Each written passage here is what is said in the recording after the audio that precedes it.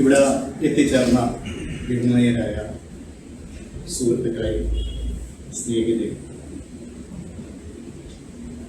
മുമ്പ് ഇവിടെ സൂചിപ്പിച്ചതുപോലെ തന്നെ കഴിഞ്ഞ കുറെ കാലഘട്ടത്തിൽ ചർച്ച ചെയ്തതിൻ്റെ ഫലമായി രൂപീകരിച്ച ഒരു പഠന കേന്ദ്രത്തിൻ്റെ ഔപചാരികമായ ഉദ്ഘാടനമാണ് ഇപ്പോൾ കഴിഞ്ഞിരിക്കുന്നത്.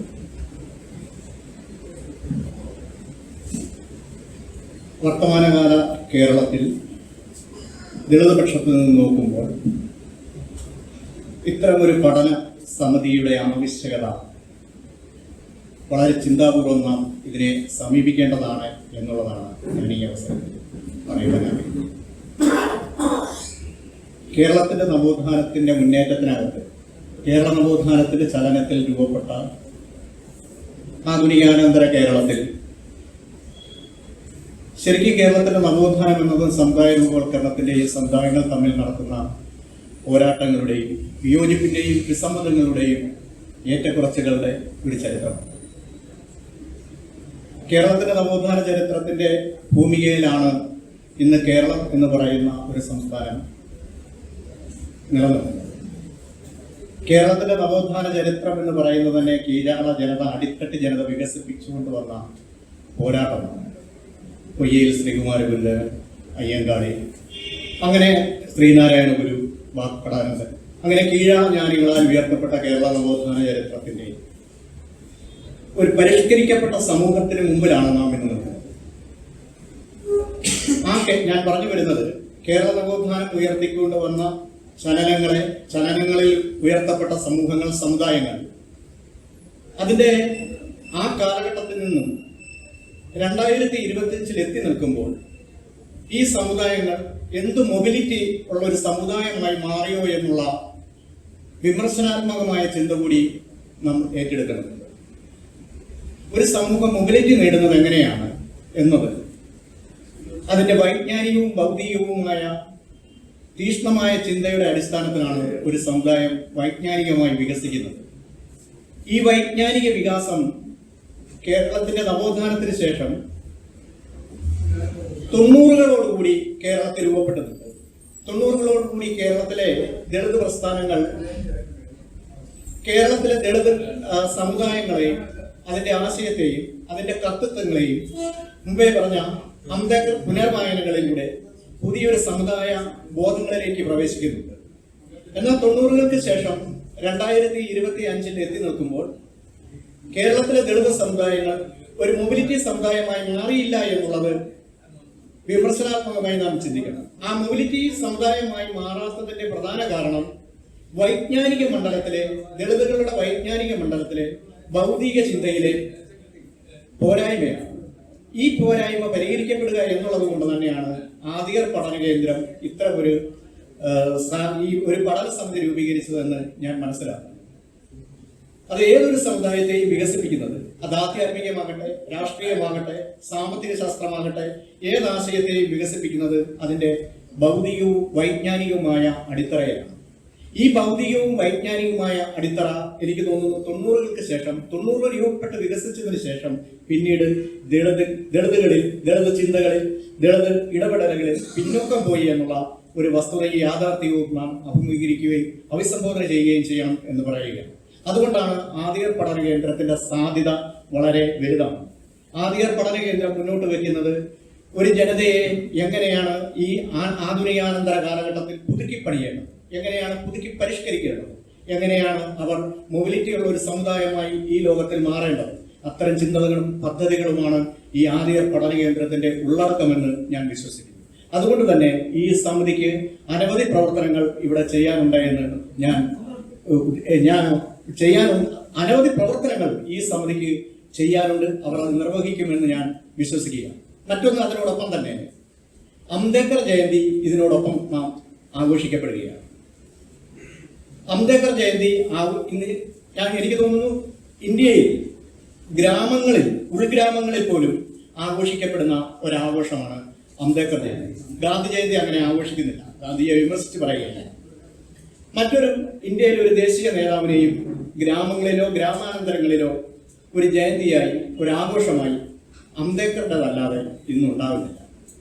ഇത് ദളിതുകൾ നടത്തിക്കൊണ്ടിരിക്കുന്ന അംബേദ്കറോടുള്ള ഈ വലിയ സ്നേഹത്തിന്റെ അവർ അംബേദ്കറോട് കാണിക്കുന്ന വൈകാരികമായ ബന്ധം എന്ന് പറയുന്നത് കേവലമായ ഒരു വൈകാരിക ബന്ധമല്ല. അംബേദ്കർ എന്ന ഐക്യം, അംബേദ്കറെ ഉപയോഗിച്ചുകൊണ്ട് ഇന്ത്യയിലെ ദളിതുകൾ നിലനിൽക്കുന്ന രാഷ്ട്രീയവും സാമൂഹികവും സാമ്പത്തികവുമായ സാഹചര്യത്തിന്റെ ഏറ്റവും ഊഷ്മളമായ പ്രതിഫലനമാണ് അംബേദ്കർ ജയന്തി ദിനങ്ങളിൽ നമ്മൾ കണ്ടുവരുന്നത്. നമ്മൾ ഡോക്ടർ അംബേദ്കറെ എടുക്കുന്നത് എങ്ങനെയാണ്? അംബേദ്കറെ പലപ്പോഴും പലരും എടുക്കുന്നത്, പല സമുദായങ്ങൾ എടുക്കുന്നത് ഭരണഘടനാ ശില്പി, ദളിതുകളുടെ അനിഷേധ്യനായ നേതാവ് എന്ന അർത്ഥത്തിലാണ്. ശരിക്കും ഡോക്ടർ അംബേദ്കറെ വർത്തമാനകാല ഇന്ത്യയിൽ 2025 ഒരു ഫാസിസ്റ്റ് ഗവൺമെന്റ് ഭരിക്കുന്ന രാജ്യത്ത് എങ്ങനെയാണ്, ഏത് തരത്തിലുള്ള ഒരു അംബേദ്കർ ചിന്തയെയാണ് ദളിതുകൾ ഉയർത്തിപ്പിടിക്കുന്നത്? ഒരു ഭരണഘടനാ ശില്പിയായ അംബേദ്കർ ആണോ, അതോ ദളിതുകളുടെ അനിഷേധ്യനായ നേതാവെന്ന കേവലമായ സാങ്കല്പിക ബോധത്തിൽ നിന്നാണോ? മറിച്ച് ആധുനിക രാഷ്ട്രശില്പി, ആധുനിക രാഷ്ട്ര സംവാദത്തിനകത്ത്, ഇന്ത്യ എന്ന ബഹുസ്വര രാജ്യത്തിനകത്ത് അംബേദ്കർ ചിന്തകളെ, അംബേദ്കർ സാഹിത്യത്തെ, അംബേദ്കറെ എഴുത്തുകളെ എങ്ങനെയാണ് ഒരു രാഷ്ട്രം ഉയർത്തിപ്പിടിക്കേണ്ടത് എന്നുള്ളതാണ്. മുമ്പ് ഇവിടെ പരോക്ഷമായി സൂചിപ്പിച്ചു പോയി.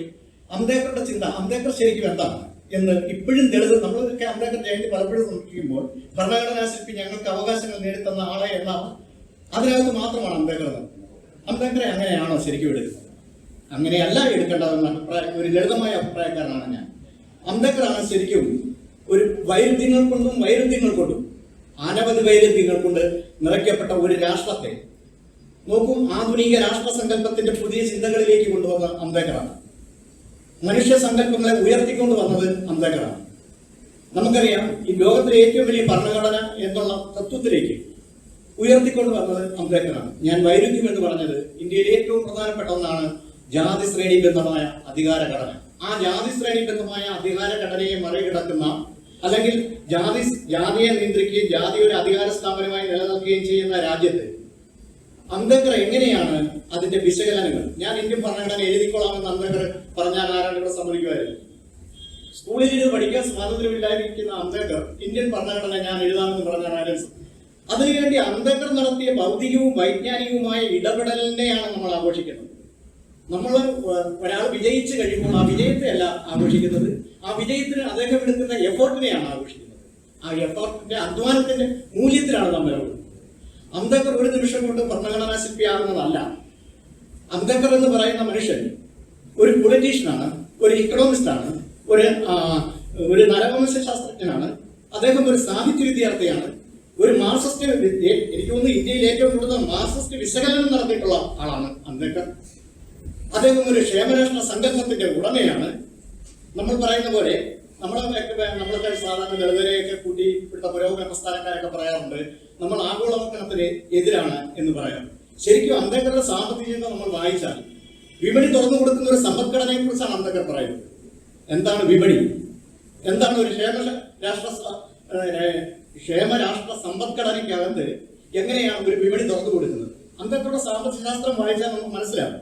മുമ്പ് ഇവിടെ പരോക്ഷമായ ഒരാൾ സാർ സൂചിപ്പിച്ച പോലെ ഇന്ത്യൻ രൂപ, ഇന്ന് കാണുന്ന രൂപ എന്ന് പറയുന്ന problem of Indian rupees doctor അംബേദ്കറുടെ പ്രബന്ധമാണ്. ഇന്ത്യ കണ്ട അതുപോലുള്ള സാമ്പത്തിക ശാസ്ത്രങ്ങൾ ഇന്ത്യയിലില്ല, മുമ്പുമില്ല, ഇപ്പോഴുമില്ല. അമർത്യ തന്റെ രാഷ്ട്രീയ സാമ്പത്തിക ശാസ്ത്രത്തിൽ നോബൽ സമ്മാനം കിട്ടിയ അമർത്യ സെൻ തന്റെ സാമ്പത്തിക ശാസ്ത്രത്തിൽ ഗുരുവായി എടുക്കുന്ന അംബേദ്കറെയാണ്. പക്ഷെ നമ്മൾ അംബേദ്കറുടെ സാമ്പത്തിക ചിന്ത ഇവിടെ എടുക്കാറില്ല. അംബേദ്കറുടെ ക്ഷേമരാഷ്ട്ര സങ്കല്പത്തിന്റെ വിശകലനത്തെ നമ്മൾ എടുക്കാറില്ല. അംബേദ്കറുടെ ജാതി വിശകലനത്തിന്റെ ആഴത്തിലുള്ള പഠനം നമ്മൾ എടുക്കാറില്ല. അംബേദ്കറുടെ സ്ത്രീ തുല്യതയെ കുറിച്ച് നമ്മൾ ആഴത്തിൽ എടുക്കാറില്ല. അംബേദ്കറുടെ ഫെഡറൽ സംവിധാനം എന്താണെന്ന് നമ്മൾ എടുക്കാറില്ല. എങ്ങനെയാണ് ഒരു രാജ്യത്തെ പണനയമെന്ന് നമ്മൾ എടുക്കാറില്ല. എങ്ങനെയാണ് ഒരു രാഷ്ട്രം, ആ രാഷ്ട്രത്തിന്റെ പൊതുമുതൽ എങ്ങനെ വിനിയോഗം ചെയ്യണമെന്ന തത്വത്തെ കുറിച്ച് നമ്മൾ ആഴത്തിലെടുക്കുന്നതായി എനിക്ക് തോന്നുന്നില്ല. അപ്പോൾ അംബേദ്കറെ നാം എടുക്കുന്നത് വ്യത്യസ്തമായ വഴികളിൽ ജ്ഞാനം കൂടിയാണ് അംബേദ്കർ പോകുന്നത്. പിന്നെ അംബേദ്കറെ ദളിതരോടുള്ള അംബേദ്കർ കാണിച്ച ഏറ്റവും വലിയ മുന്നേറ്റം, അംബേദ്കർ കാണിച്ച ചരിത്രത്തിൽ ഇടപെട്ടതിൽ ഏറ്റവും വലുത് ഇന്ത്യ ചരിത്രത്തെ രണ്ടായി വിഭജിച്ചുകൊണ്ടാണ് അംബേദ്കർ തന്റെ ചരിത്രം എഴുതുന്നത്. ബ്രാഹ്മണ കേന്ദ്രീകൃതമായ ജ്ഞാനത്തിനെതിരെ അബ്രാഹ്മണിക ജ്ഞാന പാരമ്പര്യത്തെ ഉയർത്തിക്കൊണ്ടുവന്ന അംബേദ്കറാണ്. നോക്കൂ, ഈ അംബേദ്കറുടെ പുസ്തകങ്ങൾ മുഴുവൻ സമർപ്പിച്ചിരിക്കുന്ന കീഴാളായ ജ്ഞാനികൾക്കാണ്. പെരിയോർ, ഫുലെ, അങ്ങനെ നോക്കൂ, അംബേദ്കർ സമർപ്പിച്ചിട്ടുള്ള പുസ്തകങ്ങളെല്ലാം ഇന്ത്യയിലെ കീഴാള ജ്ഞാനികൾക്കാണ്. ഈ കീഴാള ജ്ഞാനികൾക്ക് സമർപ്പിക്കുക എന്ന് പറയുന്നത് അംബേദ്കർ ഇന്ത്യയുടെ ഒരൊറ്റ ജ്ഞാന പാരമ്പര്യം മാത്രമല്ല ഇന്ത്യക്കുള്ളത്. ഇന്ത്യക്ക് അബ്രാഹ്മണികമായ വലിയൊരു ജ്ഞാന പാരമ്പര്യമുണ്ടെന്നും അതിന് നൂറ്റാണ്ടുകളുടെ പഴക്കമുണ്ടായി എന്നാണ് അംബേദ്കർ പറയുന്നത്. അങ്ങനെ അബ്രാഹ്മണികമായ ഒരു ചരിത്രത്തെ എനിക്ക് തോന്നുന്നു ഹിന്ദുമതം ഇതുപോലെ വെല്ലുവിളി നേരിട്ടത് അംബേദ്കറുടെ മുന്നിലാണ്. അംബേദ്കറുടെ മുന്നിൽ മാത്രമാണ് ഹിന്ദുമതം പരാജയപ്പെട്ടു പോയത്. അംബേദ്കറുടെ മുന്നിൽ മാത്രമാണ് ഹിന്ദുമതത്തിന്റെ വേദങ്ങളും ഇതിഹാസങ്ങളും പുരാണങ്ങളും തോറ്റുപോയത്.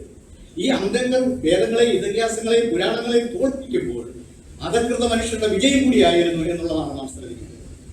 അങ്ങനെ അബ്രാഹ്മണികമായ വലിയ ജ്ഞാനത്തെയാണ് അംബേദ്കർ ഉയർത്തിക്കൊണ്ടുവന്നത്. ഇന്ത്യൻ ദേശീയ പ്രസ്ഥാനത്തിൽ തന്നെ അംബേദ്കർ യോജിക്കുകയും വിയോജിക്കുകയും ചെയ്തു. ജൈവ ബുദ്ധിജീവി എന്നാണ് അംബേദ്കർ എടുത്തത്. കോൺഗ്രസ് ഗാന്ധിയോട് എതിർക്കുമ്പോൾ കോൺഗ്രസിനോട് വിയോജിപ്പ് കാണിക്കുന്നില്ല. കോൺഗ്രസ് മന്ത്രിസഭയിൽ നിയമമന്ത്രിയായിരിക്കും. ആ നിയമമന്ത്രിയായി ഇരുന്നുകൊണ്ട് തന്നെയാണ് അദ്ദേഹം ദളിതുകൾക്ക് വേണ്ടി നേട്ടങ്ങളുണ്ടാകുന്നത്. അംബേദ്കർ നിയമമന്ത്രിയായി ഇരിക്കുന്നത് കൊണ്ടാണ്